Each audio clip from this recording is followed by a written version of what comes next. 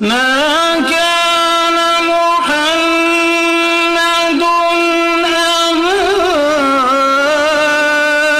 أحد من رجالكم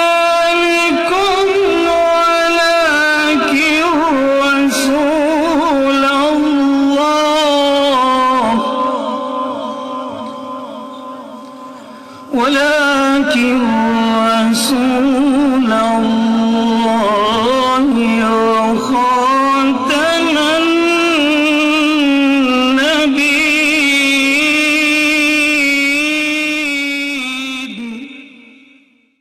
میرے عزیز بھائی اور دوستو، آج کے جمعۃ المبارک کے اردو خطبے کا عنوان اخلاق مصطفیٰ.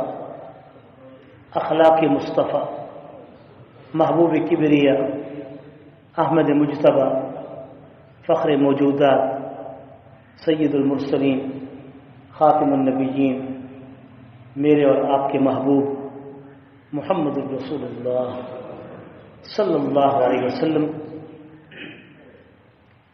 کی زندگی میں وہ واقعات، وہ محاسن، وہ افعال، وہ اشارے اور وہ احکام جو آپ صلی اللہ علیہ وسلم نے اپنے خلق اور اپنے خلق سے امت تک پہنچائے، ان کی چیدہ چیدہ جھلکیاں سیرت و صورت کی آپ کے سامنے پیش کی جائیں گی. اللہ تعالی ہم سب کو حضور کے اخلاق حسنہ، خلق حسنہ، خلق حسنہ کی پوری تابعداری کرنے کی توفیق نصیب فرمائے. میرے عزیز بھائی اور دوستو، حضور کا خلق، حضور کا خلق، آپ کی صورت، آپ کی سیرت، کچھ جمعوں سے آپ کی صورت اور آپ کے احوال ولادت باسعادت کے اعتبار سے آپ تک پہنچائے گئے. آج آپ صلی اللہ علیہ وسلم کی چند سیرت کی خلق کے اعتبار سے جھلکیاں آپ کے سامنے پیش ہوں گی، جس کی تشریح و تعبیر قرآن مجید میں بڑے واضح الفاظ سے ہے کہ امت محمد صلی اللہ علیہ وسلم لقد کان لکم فی رسول اللہ اسوۃ حسنہ، تحقیق تمہارے لیے محبوب کریم محمد الرسول اللہ صلی اللہ علیہ وسلم کی ذات اقدس، میری اطاعت کا، میری تابعداری کا، میری محبت کا، میری معرفت کا، میری اتباع کا زبردست وسیلہ ہے. یہ قرآن کی آیت حضور کی ذات کو بطور وسیلہ پیش کر رہی ہے، اعمال حسنہ کے اعتبار سے، خلق حسنہ کے اعتبار سے، خلق حسنہ کے اعتبار سے، کہ اگر اے میرے بندو تم چاہتے ہو کہ جیسے میرے محبوب کریم محمد مصطفیٰ میرے منظور نظر ہیں اور میری نظروں میں ہیں، میری رحمتوں میں ہیں، میری تجلیات کے عکس میں ہیں، مظہر عکس سے مظہر عتم ہے، جس کی مثال یوں ہو سکتی ہے کہ ایک آئینہ ہوتا ہے، ایک آئینے میں دیکھنے والا ہوتا ہے، ایک آئینہ ہوتا ہے، ایک آئینہ میں دیکھنے والا ہوتا ہے.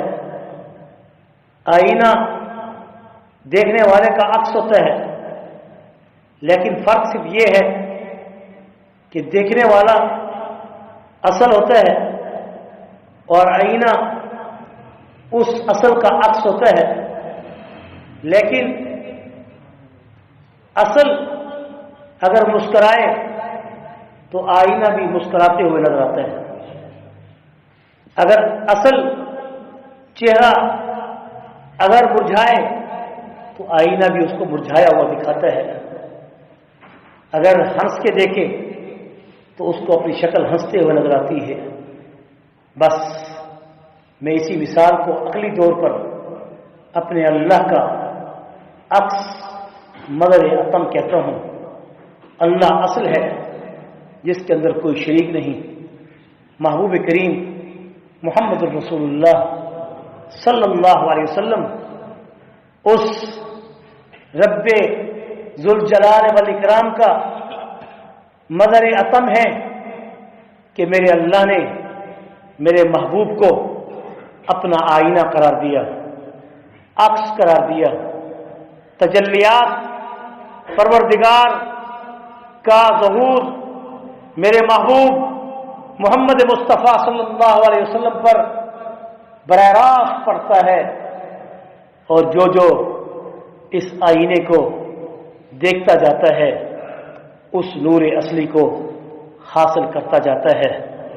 یہی وجہ ہے کہ حضور اکرم صلی اللہ علیہ وسلم ذات کے اعتبار سے مخلوق ہیں، اللہ خالق ہے۔ محبوب کریم محمد رسول اللہ صلی اللہ علیہ وسلم بندگی کے اعتبار سے عبد ہیں، عابد ہیں، اللہ معبود ہے۔ میرے بھائیوں، محبوب کریم محمد رسول اللہ صلی اللہ علیہ وسلم رزق کے اعتبار سے مرزوق ہیں، اور اللہ رازق ہے، اللہ معز ہے، محبوب معز ہے، معزز ہے۔ اللہ ہے، رسول اللہ اللہ کے رسول ہیں۔ سب فرق اتنا ہے، عابد اور معبود کے درمیان ایک فاصلہ ہے، مگر اس فاصلے میں جو اللہ نے اپنے حبیب محمد الرسول اللہ صلی اللہ علیہ وسلم کو جو قرب عطا کیا، اس قرب میں ایک بال کے برابر بھی فاصلے کا فرق نہیں ہے۔ یہی وجہ ہے کہ جب عام بندے اللہ کے اتنے قریب ہیں کہ نحن اقرب الیہ من حبل الورید، کہ ہم اے بندو تمہاری شہرت سے بھی زیادہ قریب ہیں، تو جس پر میرے محبوب پر اللہ کی 24 گھنٹے نظریں ہوں، وہ میرے رب کے کتنے قریب ہوں گے۔ فقاب قوسین یا ادنی فاوحی الی عبدہ ما اوحی، وہ رب جس نے میرے محبوب کے درمیان ان تمام پردوں کو، ان تمام فاصلوں کو جو دوسرے انبیاء کے درمیان تھے، وہ حجابات کے پردے ہٹا کر اتنا قرب میرے محبوب کو عطا کیا کہ اللہ نے میرے محبوب کو فرشوں پر معراج نہیں کرائی، عرش پہ بلا کر اپنے قریب ایسے کیا کہ پھر اللہ نے اپنی آغوش میں، اپنی رحمتوں میں، اپنے نور میں، اپنی تجلیات میں آپ صلی اللہ علیہ وسلم کو گم کر دیا۔ یہاں تک کہ آپ نے اپنی آنکھ سے اللہ کو نہیں، جسم کے بال سے اللہ کو دیکھا، اپنے زبان سے اللہ سے کلام نہیں، جسم کی روح سے اللہ سے کلام کیا۔ تب تو اللہ نے کہا والضحیٰ واللیل اذا سجا، ایک چاش کا وقت ہے، ایک رات کا وقت ہے، مگر ابن کثیر نے کہا یہاں میرے محبوب کی زلفوں کی قسم اللہ نے لی، اللہ نے میرے محبوب کی زلفوں کی قسم لی۔ وہ زلفیں اللہ کو اتنی محبوب ہوئیں، جب حضور سجدہ ریز ہوئے، اللہ کی بندگی میں گم ہوئے، یہاں تک کہ اللہ نے حضور کی زلفوں کو دیکھ کر پیار کیا اور زلفوں کی قسم دے کے کہا والضحیٰ واللیل اذا سجا ما ودعک ربک وما قلی، تیرا رب تجھ سے کبھی ناراض نہیں ہو سکتا، کبھی خفا نہیں ہو سکتا، کبھی دور نہیں ہو سکتا۔ یہ صرف امت کو بتانے کی خاطر، بندوں کو سمجھانے کی خاطر وہی کا سلسلہ تیرے لیے تھوڑی دیر کے لیے منقطع کر کے تجھے ایک پیغام ابدی دیا جا رہا ہے کہ تو ہمارے اتنے قریب ہے کہ اب ہمیشہ کے لیے تو قریب رہے گا۔ میرے بھائی اور دوستو، وہی محبوب کریم محمد الرسول اللہ صلی اللہ علیہ وسلم کو اللہ تعالیٰ نے اخلاق کا پیکر قرار دیا، اخلاق کا پیکر قرار دیا۔ آپ کا خلق بھی قرآن، آپ کا خلق بھی قرآن، آپ کی چال بھی قرآن، آپ کی گفتار بھی قرآن، آپ کے اعمال بھی قرآن، آپ کی رکوع و دال بھی قرآن، آپ کی صحت و اعمال بھی قرآن، آپ کا کردار و احوال بھی قرآن، آپ کی سیاست بھی قرآن، آپ کی معاشرت بھی قرآن، آپ کی معیشت بھی قرآن، آپ کا طرز تبدل بھی قرآن۔ گویا کہ قرآن چلتا پھرتا محبوب کی شکل میں نظر آتا تھا۔ میرے محبوب محمد مصطفیٰ کے بارے میں پوچھا گیا کہ میرے محبوب کے اخلاق کیا ہیں؟ اما عائشہ صدیقہ رضی اللہ عنہا نے کہا کانا خلقہ القرآن کانا خلقہ، کہ کیا تم نے میرے محبوب کی صورت کو نہیں دیکھا؟ کیا تم نے میرے محبوب کی اخلاق کو نہیں پڑھا؟ کیا قرآن کو پڑھ کر تم میرے محبوب کے اخلاق کو نہیں سمجھتے؟ اب بھی اگر کوئی عاشق رسول ہونے کا دعویٰ کرے اور حضور کے آئینہ قرآن سے ہٹ کر زندگی گزارے، اللہ کا آئینہ محبوب کریم محمد مصطفیٰ کہ اللہ کا عکس حضور پہ پڑتا ہے، محبوب کا آئینہ قرآن مجید اور حضور کا عکس قرآن سے جھلکتا ہے۔ اگر قرآن پہ عمل کرو گے حضور کا عکس ملے گا، اگر حضور کے عمل کو لو گے تو اللہ کی تجلیات اور نور کو اپنے اندر حاصل کر لو گے۔ یہ وعدہ ہے اللہ کا کہ آپ کے اخلاق بھی قرآن، آپ کا خلق اخلاق بھی قرآن، آپ کا خلق صورت بھی قرآن، چلتا پھرتا قرآن۔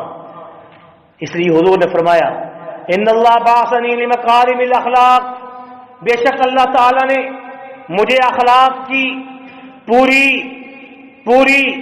اس کی بجاوری کے لیے، اخلاق کی تتمیم کے لیے، اخلاق عالیہ اچھے اخلاق کی تکمیل کے لیے، مکمل کرنے کے لیے، اتمام کرنے کے لیے بھیجا ہے، اور وکمال محاسن الافعال، اور مجھے اپنی افعال کے ذریعے، اپنے کاموں کے ذریعے اپنے اخلاق کی چلتی پھرتی تصویر بنا کر بھیجا ہے تاکہ میں تمہیں اخلاق کا پیغام بھی دوں اور اخلاق کا اسوہ بھی دوں۔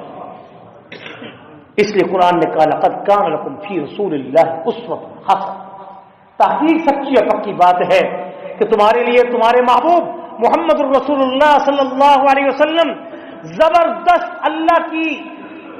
اللہ کی بندگی کے لیے، اللہ تعالیٰ کی معرفت کے لیے، اللہ تعالیٰ کی پکار کے لیے، اللہ تعالیٰ کی رازقیت کے لیے، اللہ تعالیٰ کی خالقیت کے لیے، اللہ تعالیٰ کو وحدہ لا شریک ماننے کے لیے، اللہ کی محبت کا اقرار کرنے کے لیے ایک ایسا وسیلہ ہے کہ جس ذات محمد کو چلتا پھرتا ہم وسیلہ پیش کرتے ہیں، اس کے چلتے پھرتے افعال کو بھی اختیار کرو، اس کے اقوال کو بھی اختیار کرو، اس کے حرکات کو بھی اختیار کرو، اس کے سکنات کو بھی اختیار کرو۔ اور جس نے میرے محبوب سے محبت کی، چہرے سے محبت کی، چہرہ سنت کے ساتھ داڑھی سے سجا لیا، سر پہ پگڑی اور رومال اور چادر رکھ لی، اور اپنے آپ کو اچھے لباس کے ساتھ مزین کر کے اپنے اخلاق کو اپنی زبان کے ذریعے، اپنی آنکھوں سے اپنے اعمال کو خوبصورت بنا دیا، وہ میرے محبوب کی طرح میرا محبوب ہے۔ جو میرے محبوب سے محبت کرتا ہے وہ اس سے میں بھی محبت کرتا ہوں۔ قل ان کنتم تحبون اللہ فاتبعونی یحببکم اللہ، کہہ دیجئے محبوب کریم صلی اللہ علیہ وسلم دراصل اللہ کی محبت کی خاطر میں نے آپ کو اس دنیا میں بھیجا ہے۔ اب جو آپ سے محبت کرے گا وہ مجھ سے محبت کرے گا، جو آپ کی اتباع کرے گا وہ میری اتباع کرے گا۔ ابو سفیان جس وقت ایمان نہیں لائے تھے، کچھ باتیں کافروں میں جو بڑے بڑے سردار دشمن اسلام تھے، مگر اخلاق کے اعتبار سے اگر ان کے اندر سچائی پائی گئی تو اللہ تعالیٰ نے ان کی ادب اور اخلاق کی برکت سے انہیں محبوب کریم محمد الرسول اللہ صلی اللہ علیہ وسلم کی تابعداری نصیب کر دی۔ یہی وہ ابو سفیان ہے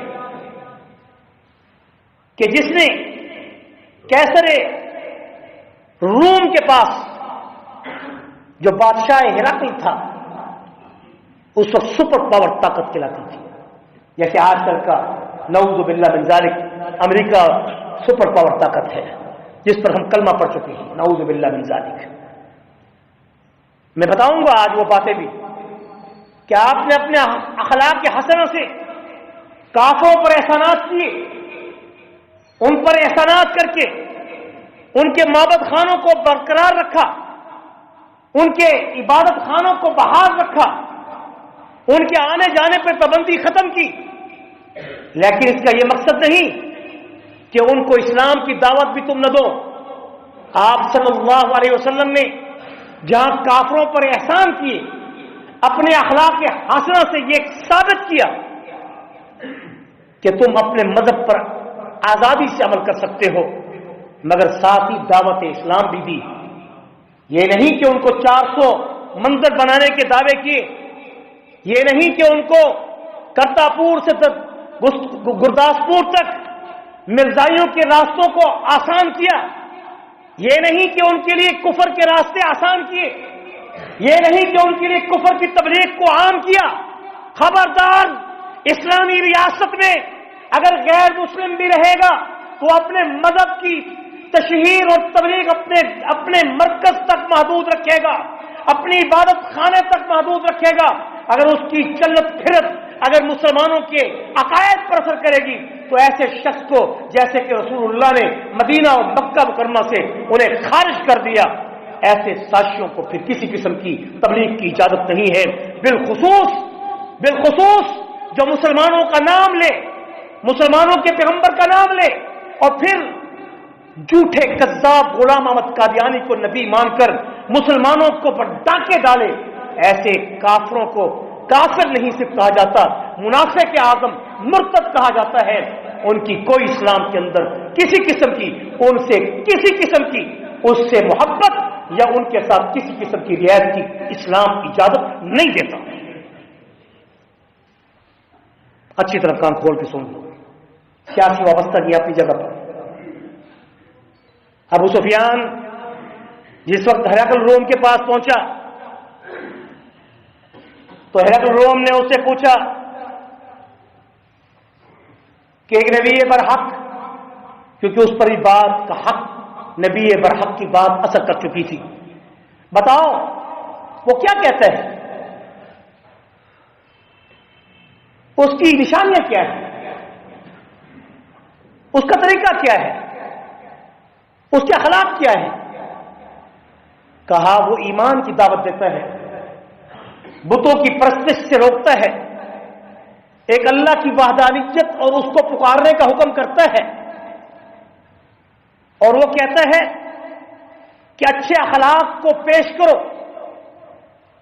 وہ موحد جو صرف زبان کے حد تک، وہ مواعظ جو صرف زبان کی حد تک، وہ مقرر، وہ خطیب جو صرف زبان کی حد تک اخلاق حسنہ کو پیش کرتا ہے مگر کردار سے وہ اپنے قول و فعل میں تضاد رکھتا ہے، ایسے اخلاق حضور نے نہیں بتائے، ایسے اخلاق حضور نے نہیں سکھائے۔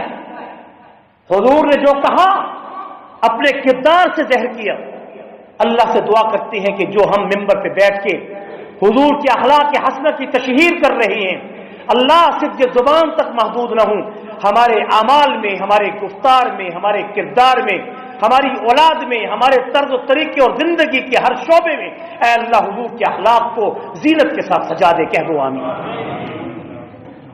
ہرقل روم نے کہا کہ وہ اخلاق کا ایسا پیکر ہے کسی زبان سے نہیں کہتا بلکہ اپنے عمل سے ثابت کرتا ہے، اور وہ لوگوں کو کہتا ہے سچ بولو، پاک دامنی اختیار کرو، رشتہ داروں کے ساتھ حسن سلوک کرو، چاہے کہ وہ تمہارے ساتھ قطع تعلقی کیوں نہ کریں، یہاں تک کہ وہ 4 اخلاق کے پھول امت کو بتاتا ہے اور کہتا ہے سلمن قطع، جو تم سے توڑے اس کے ساتھ جوڑو، مت آؤ اناد میں، مت آؤ بغض میں، ہاں اگر تم جوڑنے کی کوشش کرتے ہو وہ منہ پھیر لیتا ہے، پھر تم جوڑنے کی کوشش کرتے ہو وہ منہ پھیر لیتا ہے، پھر تیسری بار تم جوڑنے کی کوشش کرتے ہو منہ پھیر لیتا ہے، پھر تمہیں اختیار ہے تم اپنا راستہ لو، اپنا راستہ لو۔ لیکن باوجود اس کے کہ تم اس سے جوڑو ہی نہیں اور وہ توڑ کر چکا ہو، تو یہ سنت نہیں، یہ اخلاق نہیں۔ اخلاق خلق یہ ہے سلمن قطع، جو تم سے توڑے اس سے جوڑو۔ وَعَاصِمًا حَرَمَكَ، جو تمہیں محروم کرے تو اللہ تمہیں جب عطا کرے، وہ مغلوب ہو مسکین ہو تو اس کو عطا کرو۔ وَاعْفُ عَمَّنْ ظَلَمَكَ، اگر کوئی شخص تم پہ ظلم کر چکا ہے اور اب وہ خود ظلم کا شکار ہے اور تم اس پر حاکم ہو، تو اس سے بدلہ مت لو، اس کو معاف کرو۔ وَأَحْسِنْ إِلَىٰ مَنْ أَسَاءَ إِلَيْكَ، اگر وہ تمہارے متعلق پیچھے بری باتیں کہتا ہوا آپ کے بارے میں برا خیال رکھتا ہے اور تمہیں معلوم ہو چکا ہے کہ وہ تمہارے متعلق برا سوچتا ہے، لیکن پھر بھی تم اس کے متعلق اچھا سوچو، یہ میرے محبوب کے حسن خلق کے بہترین پھول ہیں۔ اس لیے اخلاق حسنہ کی 3 قسمیں ہیں۔ اخلاق کی کتنی قسمیں؟ یاد کرو، بچوں کو پڑھاؤ، یہ سبق گھر یاد دلایا کرو، یہ سن کے جا کر اس کو چھوڑ نہ دیا کرو۔ اگر جا کے گھر میں دہراؤ گے، اپنی بیوی بچوں کے سامنے ان واقعات کو پیش کرو گے، تو یہ اخلاق کے جو سبق ہیں نہ آپ کو بھولیں گے، اور نہ بھولنے کے بعد جب بھولیں گے نہیں تو عمل میں کوتاہی پیدا نہیں ہوگی۔ تجربہ ہے۔ اخلاق کی 3 قسمیں ہیں۔ ایک اخلاق حسنہ کہلاتی ہے، کیا کہلاتی ہے؟ اور ایک اخلاق کریمہ کہلاتی ہے، کیا کہتے ہیں؟ اور تیسرے نمبر پہ اخلاق عظیمہ کہلاتے ہیں۔ اس کی مثال بھی دینی چاہیے، پتہ تو چلے کہ اخلاق حسنہ کیا ہے، اخلاق کریمہ کیا ہے، اخلاق عظیمہ کیا ہے۔ سبحان اللہ، انک لعلی خلق عظیم، کہو نا انک لعلی خلق عظیم۔ اللہ تعالیٰ نے موسیٰ علیہ السلام کو حکم کیا، وَكَتَبْنَا عَلَيْهِمْ فِيهَا أَنَّ النَّفْسَ بِالنَّفْسِ وَالْعَيْنَ بِالْعَيْنِ وَالْأَنْفَ بِالْأَنْفِ وَالْأُذُنَ بِالْأُذُنِ وَالسِّنَّ بِالسِّنِّ وَالْجُرُوحَ قِصَاصٌ۔ کیا اخلاق حسنہ یہ ہے کہ اگر کوئی شخص تمہارے اوپر ظلم کرے، أَنَّ النَّفْسَ بِالنَّفْسِ وَالْعَيْنَ بِالْعَيْنِ، اگر کوئی نفس کے بدلے میں نفس کو قتل کرنا چاہے تو کر سکتا ہے، یہ اخلاق ہے۔ اگر کسی کی آنکھ پھوڑی ہے تو اس کے بدلے میں اخلاق کے تحت وہ اس کا بدلہ آنکھ سے لینا چاہتا ہے، تو یہ اخلاق ہے حسنہ۔ بالنفس والنفس والعین بالعین والاذن بالاذن، کان کے بدلے کان، والسن بالسن، دانت کے بدلے دانت، والجروح قصاص، اور جو زخم کسی نے کسی کو دی ہیں تو اس کے بدلے میں ادلا بدلہ چکانا۔ وَإِنْ عَاقَبْتُمْ فَعَاقِبُوا بِمِثْلِ مَا عُوقِبْتُمْ، اگر کسی نے تم پہ ظلم کیا ہے تو اتنا ہی ظلم اس سے چکا سکتے ہو۔ اس کو اخلاق حسنہ کی پہلی قسم کہتے ہیں۔ یہ ابتدا ہے کہ اس کے بدلے سے بڑھ کر بدلہ اس سے نہ لو، اس کے بدلے سے بدلہ بڑھ کر مت لو، اس کو کہتے ہیں اخلاق حسن۔ یہ حضرت موسیٰ علیہ السلام کو حکم، کس کو تھا؟ حضرت موسیٰ کی قوم میں اخلاق حسنہ کی یہ پہلی قسم ابتداء نازل کی گئی۔ اب دوسرے نمبر پر کیا ہے؟ اخلاق کریمہ۔ اخلاق کریمہ کیا ہے؟ نبی کریم صلی اللہ علیہ وسلم کا ارشاد ہے کہ اللہ تعالیٰ نے اخلاق کی دوسری قسم اخلاق حسنہ کو عدلے کے بدلے سے بڑھ کر معافی کے ساتھ جوڑا ہے کہ اگر کوئی عدلہ بدلہ لینے کی بجائے اگر معاف کر دے تو اس کو کیا کہتے ہیں؟ اخلاق کریمہ۔ کیا کہتے ہیں اس کو؟ اور یہ کس نبی پر اللہ نے مقرر کیا تھا؟ حضرت عیسیٰ علیہ السلام پر۔ کس پر؟ تو قرآن کیا کہتے ہیں حضرت عیسیٰ کے متعلق؟ وَجَزَاءُ سَيِّئَةٍ سَيِّئَةٌ مِثْلُهَا وَجَزَاءُ سَيِّئَةٍ سَيِّئَةٌ مِثْلُهَا فَمَنْ عَفَا وَأَصْلَحَ فَأَجْرُهُ عَلَى اللَّهِ، کہ اگر تم جزا کا بدلہ جزا سے لو لیکن اگر تم معاف کر دو تو یہ تمہارے لیے اور زیادہ اولا ہے۔ یہ حسن کریم ہے، یہ خلق کریم ہے۔ اور آپ صلی اللہ علیہ وسلم کے بارے میں اللہ نے کیا فرمایا؟ تیسری قسم اخلاق عظیمہ، ایک اخلاق حسنہ جس میں عدلے کا بدلہ، ایک اخلاق کریمہ جس میں عدلے کے بدلے کی بجائے معافی، اور ایک ہے اخلاق عظیمہ کہ ادلا بدلا تو دور کی بات، معاف کرنا تو دور کی بات، معافی کے بعد الٹا اس پہ احسان بھی کرو جس سے تمہارے ساتھ زیادتی کی۔ قرآن کیا کہتا ہے؟ اور یہ ارشاد میرے محبوب محمد الرسول اللہ کو ہے، کیوں؟ انک لعلی خلق عظیم، کہ بے شک ہم نے آپ کو اخلاق کے عظیم پیکر کے ساتھ ایک عظیم بلندی عطا کی ہے۔ ادفع باللتی ہی احسن، ادفع باللتی هي احسن فاذا الذي بينك وبينه عداوة كأنه ولي حميم، کہ جب تم ایک دوسرے کے بدلے کو معاف بھی کر دو گے اور عدلے کا بدلہ بھی نہیں لوگے، اور عدلے کے بدلے نہ لینے کے بعد معاف بھی کر دو گے، جب معاف کرنے کے بعد جب تم احسان کرو گے تو اللہ تعالیٰ جو تمہارے دشمن کے دل میں عداوت ہے، وہ عداوت اللہ تعالیٰ تمہارے عمدہ اخلاق کی برکت سے جو تم بھلائی کے ساتھ احسان کرو گے، اللہ تعالیٰ اس کو تمہارے لیے اس عدو کو، اس دشمن کو تمہارا غم خار دوست بنا دیں گے۔ جس رشتہ دار سے اگر ایسی بات ہو چکی ہے تو اس پر احسان کر کے دیکھو، اللہ کا وعدہ ہے کأنہ ولی حمیم، کہ ہم تمہارے اخلاق عظیمہ کی برکت سے کہ تم بے بدلہ تو بدلہ معاف بھی کر دو اور معافی کے بعد اس کو کچھ عطا بھی کر دو، تو اللہ تعالی اس دشمن کو تمہارا جگری دوست بنا دے گا، جو کو اپنی زبان میں کہتے ہیں حلیم، ولی حلیم، گرم جوش، غم خوار دوست بنا دے گا۔ اس پر ایک واقعہ صفوان بن امیہ، یہ واقعہ پہلے بھی میں نے پیش کیا تھا لیکن تفصیل سے نہیں کیا تھا۔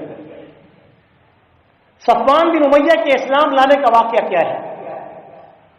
ایسے ہی ابو ذر غفاری رضی اللہ عنہ کے اسلام لانے کے واقعے میں آپ کے اخلاق کا کردار ہے۔ یہی ابو سفیان جس وقت اس نے ہرقل شاہ روم کے سامنے سچ بول کر حضور کے اخلاق کے حسنہ کی تعریف کی، اللہ تعالیٰ نے عدلی دشمن کو تھا، بڑا دشمن تھا، باوجود اس کے کہ اگرچہ ایمان لانے میں آخر میں آئے مگر ایمان کی دولت میں ایسے سرفراز فرمایا کہ بنو امیہ سے پھر اسلام کی تشریح و تعبیر کو پوری امت پر احسان بنا کر پیش کر دیا۔ خیال کرنا بنو امیہ کو گالیاں دینے میں کچھ لوگ گزرے ہیں اس میں جو اہل بیت کے دشمن تھے، مگر میرے محبوب نے جب معاف کر دیا اور اس کے بعد بنو امیہ نے حضور سے حلف برداری کر لی اور آپ سے محبت کا اظہار کر دیا، تو حضور علیہ السلام نے پھر امیر معاویہ کو بھی دعا دی جو بیٹا ابو سفیان کا تھا، ایمان لانے میں ابو سفیان سے پہلے ابو سفیان کی بیٹی آپ کے حرم میں تھی جبکہ ابو سفیان ابھی ایمان نہیں لایا۔ خاندان رسول پر بات کرتے ہوئے سوچا کرو، اس لیے صحاب رسول ہوں یا آل رسول ہوں، یہ ہماری دونوں آنکھوں کے نور ہیں، دونوں کو ہم ایک جگہ اکٹھا دیکھیں گے، الگ الگ نہیں دیکھیں گے۔ بہرحال اتنا کافی ہے۔ صفوان بن امیہ ابو ذر غفاری رضی اللہ عنہ کو جب پتہ چلا 3-4 دن بعد جس وقت حضور نے اعلان نبوت کیا، ابو ذر غفاری اس وقت ملک سے باہر کسی اور علاقے میں تھے، غفاری قبیلے کے رہنے والے، انہوں نے اپنے بڑے بھائی انیس کو بھیجا کہ جاؤ اس محمد صلی اللہ علیہ وسلم کے پہلے خلق اور خلق کو جا کے چیک کر کے آؤ کہ واقعی ہے وہی پیغمبر جس کی نشانیاں تورات اور انجیل میں دی گئی۔ ابو ذر غفاری رضی اللہ عنہ اپنے بھائی انیس کو جب دیکھتے ہیں، انیس جب رسول اللہ صلی اللہ علیہ وسلم کی خدمت میں حاضر ہوتا ہے اور آ کر حضور اکرم صلی اللہ علیہ وسلم کے اخلاق کی حسنہ کو دیکھتا ہے، آپ کی محبت کو دیکھتا ہے، آپ کی پیار کو دیکھتا ہے، آپ کے آداب کو دیکھتا ہے، آپ کے احترام کو دیکھتا ہے، مہمانوں کے اکرام کو دیکھتا ہے، تو اس کے بعد اس کے دل پر دیکھتے ہی یہ بات عکس کر جاتی ہے کہ میرے محبوب محمد مصطفیٰ صلی اللہ علیہ وسلم کا چہرہ سچا ہے، یہ جھوٹی بات نہیں کہہ سکتا۔ اب اس کے بعد جب تحقیق کر لی تو اپنے بھائی ابو ذر غفاری کو اطلاع دی، رأیت رجلا یأمر بالخیر، میں نے اس شخص کو نیکی کا حکم کرتے ہوئے پایا، وینہا عن الشر، برے کاموں سے روکتے ہوئے پایا، رأیت یأمر بمکارم الاخلاق، اور اس کو بہترین مکمل اخلاق کا پیکر پایا۔ اللہ کی قسم جو جو نشانیاں پچھلی کتابوں میں اس نبی مکرم کی ہیں وہ ساری کی ساری اس کے اندر موجود ہیں۔ ابو ذر غفاری بھی ابتدا میں آ کر اسلام لے آئے، آپ کا بھائی انیس بھی، دونوں اکٹھے آ کر حضور کے ہاتھ پر مشرف با اسلام ہو گئے۔ صفوان بن امیہ یہ وہ شخص تھا جو امیہ بن خلف کا بیٹا ہے۔ امیہ بن خلف یہ دشمن اسلام تھا، ابو سفیان کی طرح سردار تھا، دشمنی میں آخر تک پکا رہا۔ جس وقت اللہ رب العزت نے غزوہ بدر میں کامیابی نصیب کی، اور اس موقع پر کہ اس سے پہلے جب صحابہ کرام ہجرت کر کے مدینہ پہنچے تھے تو عبد الرحمن بن عوف اور سعد بن معاذ جو اوس قبیلے کے سردار تھے، ایک سعد بن عبادہ ہیں جو خزرج قبیلے کے سردار تھے، جو انصار مدینہ میں تھے، یہ دو وہ صحابی تھے جو حضور کی اس رحلت کے موقع پر انہوں نے خلافت کا اظہار کیا تھا کہ خلافت کا حق ہمیں حاصل ہے، کیونکہ ہم نے مہاجرین کو پناہ دی ہے، اس لیے حضور کی خلافت اور نیابت کا حق ہم رکھتے ہیں۔ یہ ساری باتیں احادیث میں موجود ہیں، بخاری اور مسلم میں۔ لیکن اللہ کے پاک پیغمبر نے کیا فرمایا تھا کہ الائمۃ من القریش، میرے بعد اگر میری خلافت کا یا سرداری کا یا بادشاہی کا جو حق رکھے گا وہ قریش میں سے ہوگا، وہ مہاجرین میں سے ہوگا۔ یہی وجہ ہے، وہ ایک لمبی چوڑی تاریخ ہے، میں اس میں نہیں جانا چاہتا کہ محبوب کریم محمد مصطفیٰ صلی اللہ علیہ وسلم کی ابھی تجہیز و تکفین نہیں ہوئی تھی کہ ابو بکر صدیق نے بنو ثقیفہ میں بیٹھ کر آپ نے فوراً خلافت کے معاملے کو حل کیا، تاکہ کفر جو روم روج کی شکل میں، جو کیسر و کسرا کی شکل میں وہ انتظار میں تھا کہ اس نبی برحق کی آنکھیں بند ہونے کے بعد ہم ان کے ملک پر چڑھائی کریں۔ ملک کی حفاظت امامت کے درجے میں سب سے اول درجہ ہے، اس کے تجہیز و تکفین سے پہلے خلافت کے مسئلے کو حل کریں۔ میرے بھائی اور دوست، نبی کریم صلی اللہ علیہ وسلم کا یہ فرمان کہ الائمۃ من القریش، یہی وجہ تھی کہ صفوان بن امیہ جس وقت عبد الرحمن بن عوف عشرہ مبشرہ صحابی میں ہیں، عشرہ مبشرہ صحابیوں میں ہیں، ان کی دوستی تھی قبل الاسلام کس سے؟ اس امیہ بن خلف سے۔ امیہ بن خلف صفوان بن امیہ کا باپ ہے۔ امیہ بن خلف کے ساتھ دوستی تھی، اور سعد بن معاذ کی بھی امیہ بن خلف سے دوستی تھی۔ جب ہجرت کر کے مکہ المکرمہ سے مدینہ منورہ حضرت سعد بھی چلے گئے، عبد الرحمن بن عوف بھی چلے گئے، تو جب عمرے کے لیے مکہ مکرمہ آتے عمرہ کرنے کے لیے تو دوستی کی بنیاد پر، کیونکہ تعلق تھا، ایک دوستی تھی، کفار مکہ باوجود دشمن اسلام ہونے کے دوستی نبھاتے تھے۔ آج کل مسلمان کا دوست نہیں، وہ کافر ہونے کے باوجود رشتہ داریوں کو اور دوستیوں کو نبھاتے تھے۔ کچھ ان کی خوبیاں تھیں، لیکن افسوس کہ مسلمان ہو کر بھائی بن کر اور گھروں کے اندر ایک دوسرے کے دستوں گریبان ہیں۔ کیا ہو گیا امت محمد؟ تو امیہ بن خلف نے ان کو اپنے پاس رہنے کی اجازت دی ہوئی تھی۔ ایک مرتبہ ایسے ہوا کہ سعد بن معاذ امیہ بن خلف کے ساتھ بیت اللہ جا رہے ہیں کہ اچانک ابو جہل کا بھی راستے میں ان کے ساتھ ملاپ ہو گیا۔ اس نے کہا یہ سعد بن معاذ یہاں کہاں؟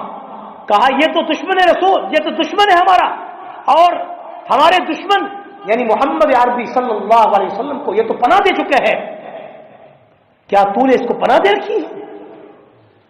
اگر تو نے اس کو پناہ نہ دی ہوتی تو میں اس کا آج کام تمام کر دیتا ہوں۔ سعد بن معاذ نے کہا ہوش سے بولو، حق والے حق کی بات کو دوستی کی بھیڑ نہیں چڑھاتے، سیاسی وابستگیوں کی بھیڑ نہیں چڑھاتے۔ اسلام اور دین کی جب بات ہوتی ہے وہ اپنی دوستیاں اور اپنی سیاسی وابستگیاں نہیں نبھاتے، کھل کے کہتے ہیں کہ تم غلط کر رہے ہو، اسلام کے خلاف کر رہے ہو، دشمن اسلام کو خوش کر رہے ہو، قادیانیوں کو خوش کر رہے ہو، بعد آ جاؤ۔ انہوں نے واضح طور پہ کہا جانتے ہو مجھے، میں محمد کا پروانہ ہوں، اگر آج مجھے بیت اللہ سے تو روکے گا، کل شام کی تجارت کے لیے مدینے کے راستے میں تیرا رکاوٹ کا باعث بنوں گا۔ بہرحال مختصر، وہ زیادہ بات اونچی ہوئی، بول چال بڑھ گئی اور آواز بلند ہونا شروع ہو گئی۔ امیہ بن خلف جانتا تھا ابو جہل میرا سردار ہے، اس نے اپنے سردار کی حمایت کرتے ہوئے کہا کہ سعد ذرا آواز کو اوپر مت کرو، بے ادبی مت کرو۔ کہا جو میرے محبوب کا بے ادب ہے میں اس کی کوئی ادب کی، کوئی عزت کی، کوئی اس کی پرواہ نہیں کر سکتا، لیکن سن لے میرے محبوب نے مجھے بتایا ہے کہ امیہ بن خلف عنقریب قتل ہونے والا ہے۔ بس امیہ بن خلف پر جانتے تو تھے کہ حضور برحق کی بات حق ہے، وہ دل پہ اثر کر گئی، یہاں تک کہ وہ چلے گئے۔ وہ امیہ جب گھر آیا تو اس کی بیوی نے جب اس کا چہرہ اترا ہوا پایا، رنگ پیلا پایا، سخت پایا، کہا اداس کیوں ہو؟ کہا ایسے سعد بن معاذ نے اس محمد مصطفیٰ، ہم تو کہتے ہیں صلی اللہ علیہ وسلم، اس کی خبر دی ہے، اس کی خبر غلط نہیں ہو سکتی، میں عنقریب قتل ہونے والا ہوں۔ اس نے کہا بات تو صحیح ہے، اب اپنی حفاظت کی ذمہ داری پوری کرنی پڑے گی تجھے۔ یہاں تک کہ غزوہ بدر ہوا، جب غزوہ بدر ہوا تو اس نے انکار کر دیا کہ میں غزوہ بدر میں شریک نہیں ہوتا۔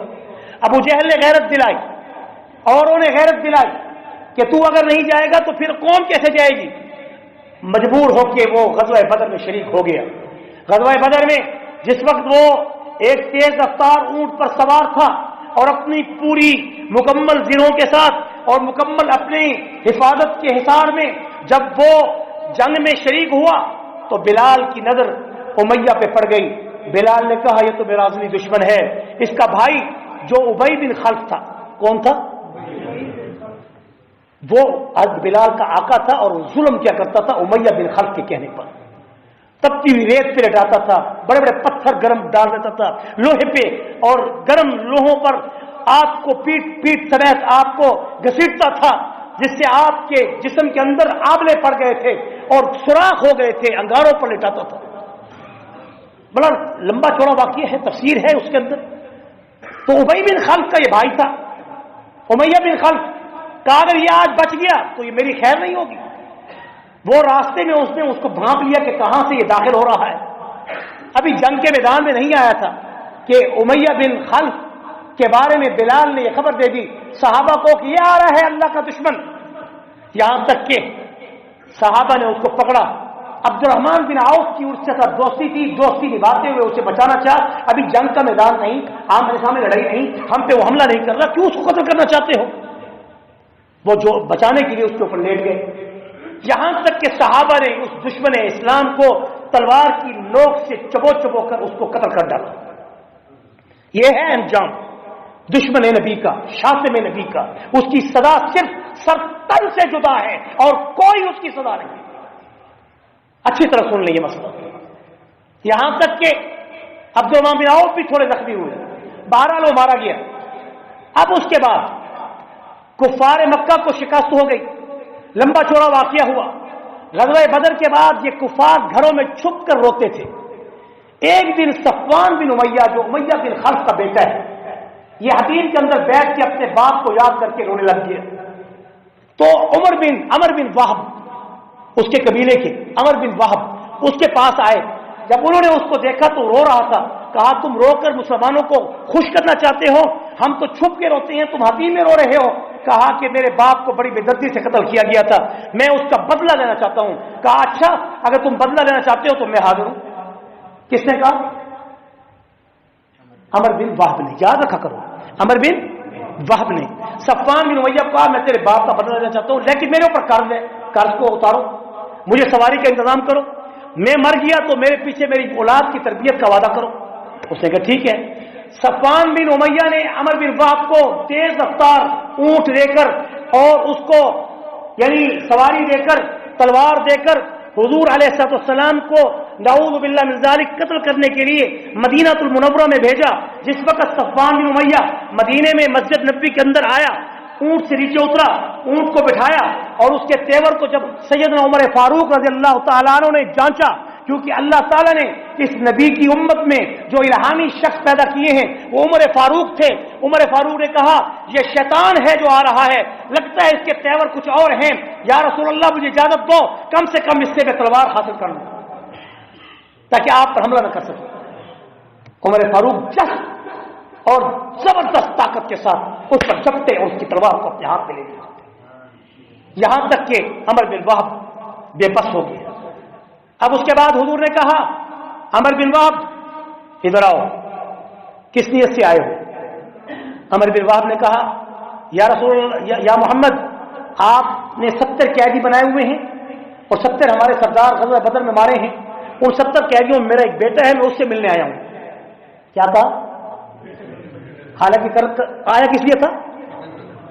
آپ نے فرمایا عمر بن وہب، حتیم کے اندر صفوان بن امیہ کے ساتھ جو تیری گفت و شنید ہوئی ہے، تیرے اور اس کے سوا کوئی تیسرا اور نہیں تھا، کیا تو جھوٹ بولتا ہے؟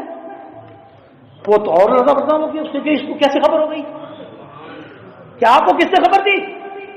کہا مجھے اس عالم الغیب نے خبر دی جو مجھ پر وحی کے ذریعے علم کی غیب کی خبریں کرتا ہے۔ اسی وقت لردہ برندام ہو کے شرمندہ ہو کر حضور کی حقانیت کو اس سے تسلیم کرتے ہوئے اسلام قبول کر لیا۔ جب اسلام قبول کیا سیدھا لوٹا صفوان بن امیہ کے پاس۔ صفوان بن امیہ بڑا خوش تھا کہ ابھی خوشخبری آئے گی۔ کہا میں تو اسیر کرنے گیا تھا، خود اسیر ہو گیا، میں تو اس کے اخلاق کا پیکر، اس کے اخلاق کو دیکھ کر میں تو قربان ہوتا ہوں۔ اب میں تجھے بھی کہتا ہوں کہ اس نبی برحق کو تسلیم کر دے۔ ایک لمبا چوڑا تفصیلی واقعہ ہے۔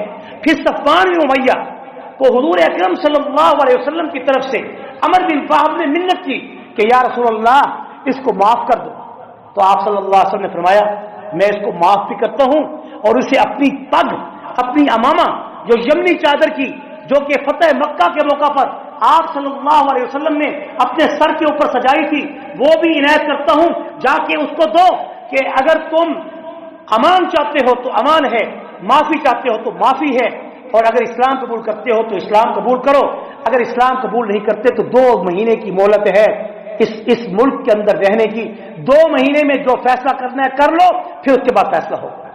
یہ بات جب اس تک پہنچائی گئی تو اس کو یقین تو آ گیا، عمر بن وہب کے ساتھ وہ مدینے میں آ گیا، یہاں تک کہ وہ اونٹ سے نیچے اترتا نہیں تھا۔ حضور علیہ السلام نے کہا نیچے اترو۔ بات کرنے کا ڈھنگ یہی ہے کہ کوئی اوپر بیٹھا ہو نیچے کھڑا ہو بات نہ کرے جب تک وہ نیچے نہ اترے، یہ آداب کے خلاف ہے، اخلاق حسنہ کے خلاف ہے، نیچے اترو۔ اس نے کہا کیسے اتروں کہ مجھے تو آپ قتل کر دیں گے، مجھے پورا یقین دلائیں کہ واقعی آپ مجھے قتل نہیں کریں گے، کیونکہ دشمن بہت ازلی تھا۔ تو آپ نے کہا میں تمہیں گارنٹی دیتا ہوں اور 2 مہینے کی بجائے 4 مہینے کی مہلت دیتا ہوں، اب تو یقین آئے گا تجھے نہیں۔ اور تو نے جو غزوہ بدر کے بعد غزوہ حنین میں، کیونکہ آپ صلی اللہ علیہ وسلم نے اس سے کچھ قرض لیا تھا، کیا لیا تھا؟ اسلحہ، کیونکہ وہ مغلوب ہو چکے تھے، آپ فاتح ہو چکے تھے، مکہ میں داخل ہو چکے تھے، غزوہ حنین فتح مکہ کے بعد ہوئی، تو آپ نے غزوہ حنین میں جانے کے لیے اسلحے کی کمی تھی، آپ نے اس کافر سے صفوان بن امیہ سے آپ نے کچھ ہتھیار قرض لیے تھے، تو اس قرض کے بدلے میں غنیمت کا بہت سا مال حاصل ہوا، تو آپ نے کہا تیرے اس قرض کے بدلے میں آسان طریقے سے قرض کی ادائیگی میں عطا کرتا ہوں، یہ 100 اونٹ تجھے بدلے میں عطا کرتا ہوں۔ آپ نے صرف معاف نہیں کیا، آپ نے صرف عدلے کا بدلہ نہیں لیا، آپ نے صرف معاف نہیں کیا، آپ نے معافی کے بعد اس کے اس چھوٹے سے احسان کو جو وہ اس مغلوب تھا، آپ زبردستی بھی اس سے ہتھیار لے سکتے تھے، مگر بطور قرض اس کی ملکیت کے ہتھیار لے کے جنگ کرنے کے لیے گئے، لیکن جب فائدہ ہوا تو آپ نے مال غنیمت میں 100 اونٹ اس کو عطا کر دیے، بس وہ دینے تھے۔ تو اس نے کہا یہ نبی کریم ہے، نبی اخی کریم ہے جو معاف بھی کرتا ہے عطا بھی کرتا ہے، مجھے بھی اپنا غلام بنا لو۔ باپ کافر تھا، بیٹا مسلمان ہو گیا۔ اللہ سے دعا ہے اللہ تعالیٰ ہم سب کو اپنے حبیب کے نقش قدم پہ چلنے کی توفیق دے۔